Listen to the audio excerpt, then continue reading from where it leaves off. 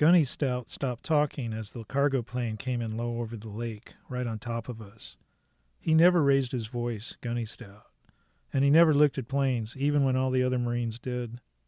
Even Lieutenant Donovan and the other officers standing off to the side while Gunny Stout gave the brief. They all looked up like it was the first plane they ever seen. Lieutenant Donovan had brown hair, brown eyes, and real good teeth. Had a bit of weight on him, though, but was tall enough to wear it, just barely. A real Southern college boy, the lieutenant, like he was on his way to an outdoor jam fest one day and took a wrong turn and somehow ended up in the Marines. He sat on the hood of his Humvee, his flak jacket and helmet stacked next to him while Gunny Stout gave the brief. The rest of us, the enlisted, we showed up to the brief with our gear already on. Sergeant Gomez made sure of that. The lieutenant, though, he could take his time, I guess, cross his arms and watch his gold bars on his collar. Happy to be called sir. Happy to let Gunny Stout run the convoy. Happy to let Sergeant Gomez and Corporal Zan run the platoon. Gunny Stout didn't work for him, really. Lieutenant Donovan had the road repair platoon, out filling potholes all day. Just that road repair had 6 vehicles and enough Marines to pull security while they did the work of patching the holes. It was tough work, too. Dirty and hot as hell in that body armor. But worse than that, those potholes always had another bomb under the rubble. And I do mean always. Gunny Stout kept going when the plane noise faded away. When the vehicle commanders rogered up, he said, "Clear inside 5 meters." Then the dismount team executes the 25-meter sweep. On my order. Gunny's voice got tight, not loud, just tight. Dismount team, eyes up. This might be the worst hangover I've ever had. It's like a straw siphoning the moisture from behind my eyes, sucking it across my brain and down my spine. Why did I drink so much whiskey? And what did I say to Paige? I grabbed my phone to check the time and see a text message from a new contact labeled Empathy. "What time are we meeting at West End? I'm excited to see this boat. And, terrified for you. You have no idea what you're getting into." Good God. I told her about Sentimental Journey. Her crack about Bear Bryant and his 3 fingers of Maker's Mark had got me talking. She knew just what to say. Just how to get me telling stories. This is a problem. It's not smart for me to tell stories. Makes people uncomfortable. But with a few bourbons in me, everything takes on a gallows humor, and I just want to share. It's why I drink alone, mostly. I don't have the discipline to drink around people and answer their simple questions without saying something awful. Even the memories that seem funny in my head come out sounding like the summer vacation of a psychopath. It's even worse, though, when I just sit there quietly and refuse to discuss the war at all. People get the impression that I'm the stereotypical brooding vet. That's why I always keep 2 or 3 stories on deck, harmless and cute, to distract and move the conversation elsewhere. The $1 million burning on the side of the road is a real winner. Fred the Scorpion works well, too. That's Cobb's story, but I pretend it happened to me. I used to tell stories about Marceau, but had to stop. People asked too many questions about him. Suddenly, I have a flash of recollection. A national championship ring. A pile of hay. Good Christ. Did I tell Paige the story about the old man? "Sir," I said to Franco, "I need to get back to my trucks and supervise that offload." Of course. Franco slapped his knees. "Colonel Harami, I'll go talk to my people and get back to you on where we stand with that situation out there. And I'll see you at dinner, I hope." Franco stood, cleared his throat, and smiled. Dodge and I stood, and Harami gave a brisk wave as we left his office. We shuffled down the short hallway, schoolboys fresh from discipline at the hands of the principal, and then stepped outside into the bright sun. I heard Iraqi voices, and when my eyes adjusted, found a throng of Iraqi soldiers crowding around us. They patted me on the back and posed next to me while their friends took pictures with disposable film cameras. "I know that might have been a little disappointing, Lieutenant," Major Franco said as we pushed through, the last word hanging in the air as if he'd wanted to say something more. We walked through the field, past bound and staged prisoners, towards the advisory team's headquarters on the other side. Iraqi soldiers busied themselves by picking up prisoners 2 at a time and leading them to their barracks. The sun was right on top of us, tickling my scalp. I scanned the row of prisoners searching for the alfalfa man, but couldn't find him. He was gone. Just then, 2 white trucks came through the gate, empty, and I thought maybe they took him back. I imagined it. The alfalfa man being driven to his donkey cart in the back seat of a white truck, ranting like a wild man, with the good-natured Iraqi soldiers greatly amused by him.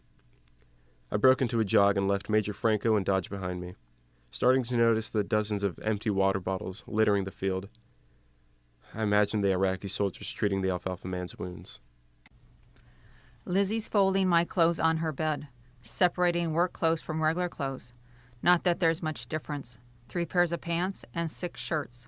She hasn't bothered with any of her own clothes, just added them back to the piles on the floor. I'm leaning back against her pillows, feeling plain worthless. You don't have to do that. It's no problem, dude. Not even taking her eyes off the television, she asks me, "Are you following this stuff in Tunisia?" I look over her shoulder at the news footage. Smoke and bombs, police killing innocent-looking people in some Middle Eastern town. Not something I'd take an interest in, given the choice. Not really. What about it? Well, last week, some guy burned himself alive in front of a police station to protest government oppression, and now everyone's out on the streets. It seems like they might even get this dictator, Ali something, overthrown. Wow, crazy. Totally.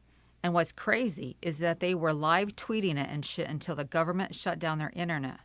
Look at that, I say, watching the television over her shoulder. It's nighttime over there, and people in a traffic circle are setting up barricades.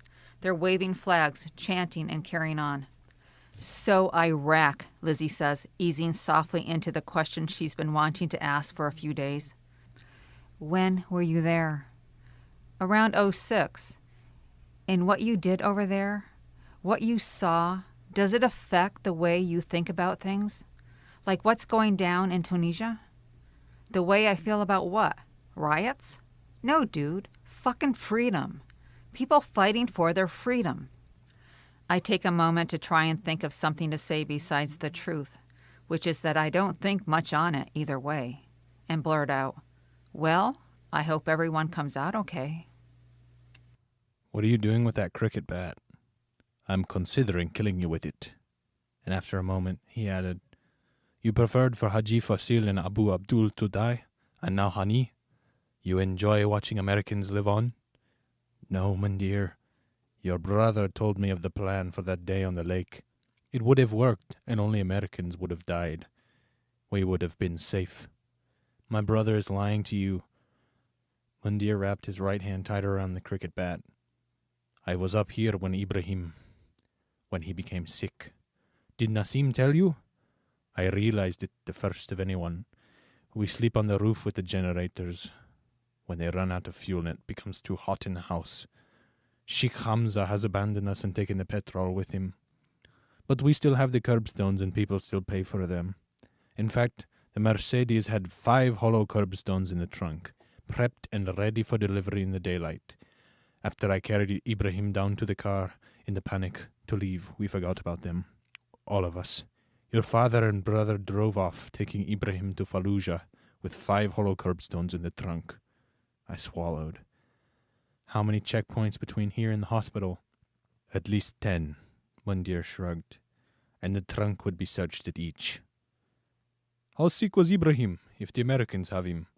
If they took him to the hospital?" "You will never know, Khatib." Mundir finally turned to look at me. I stood and put my hands in my pockets. "If I see your father again, I will tell him you are here, just so he knows you are free, and then nothing else." "I understand. Leave and never come back. Now, or I'll kill you on this rooftop so that Nassim won't hear it." I opened my mouth to apologize, but felt Mundir pressing the edge of the cricket bat up into my ribs. "Never another word. Go." Trouble in River City. Lizzie's folding my clothes on her bed, separating work clothes from regular clothes. Not that there's much of a difference. 3 pairs of pants and 6 shirts. She hasn't bothered with any of her own clothes. Just added them back to the piles on the floor. I'm leaning back against her pillows, feeling plain worthless. You don't have to do that. It's no problem, dude. Not even taking her eyes off of the television, she asked me, "Are you following this stuff in Tunisia?" I look over her shoulder at the news footage. Smoke and bombs, police killing innocent people in some Middle Eastern town. Not something I'd take an interest in, given the choice. Not really. What about it? Well, last week, some guy burned himself alive in front of a police station to protest government oppression. And now, everyone's out on the street. It seems like they might even get this dictator, Ali something, overthrown. Wow. Crazy. Totally. And what's crazy is that they were live tweeting it and shit until the government shut down their internet. Look at that, I say, watching the television over her shoulder. It's nighttime over there, and people in a traffic circle are setting up barricades. They're waving flags, chanting, and carrying on. So, Iraq, Lizzie says, easing softly into the question she's been wanting to ask for a few days. When were you there? Round 06. And what did you do over there? What you saw, does it affect the way you think about things? Like, what's going down in Tunisia? The way I feel about what? Riots? No, dude. Fucking freedom. People fighting for their freedom. Then, like always, the convoy team huddled up in a big circle with Sergeant Gomez in the middle. Everybody touched somebody, she said. We all bent at the waist and put our arms on each other's shoulders, even Lieutenant Donovan. He couldn't just watch, not for the deep breath. Sergeant Gomez filled her lungs.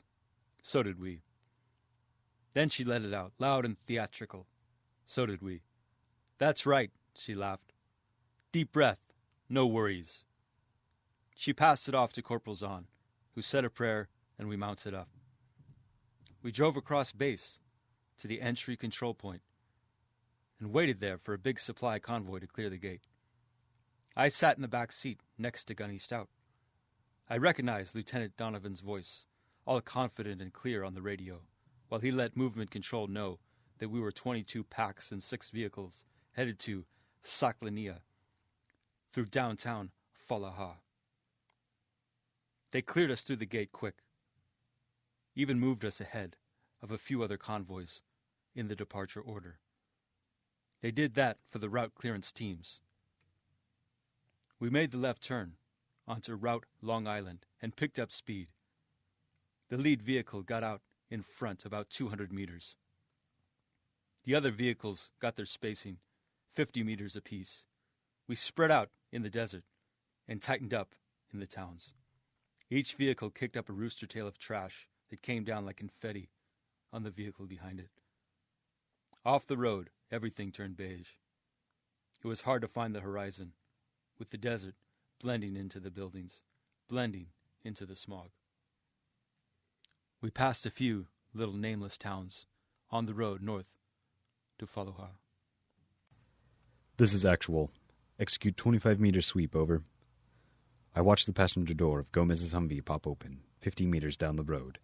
Gomez leaped out as though she'd been held inside by a spring, and after checking the safety, draped a rifle across her back by passing the sling under her arm and over her helmet. Fighting 600 pounds of rough steel, she pressed her shoulder into the Humvee door. Sand boiled over the toes of her boots. The door bounced back twice. She took a breath, pushed again, and almost slipped to her knees before the latch finally caught. Then she stood up straight and wrestled her flak jacket back into place. The weight of her ill-fitting body armor sat so far forward that she had to force herself not to slouch.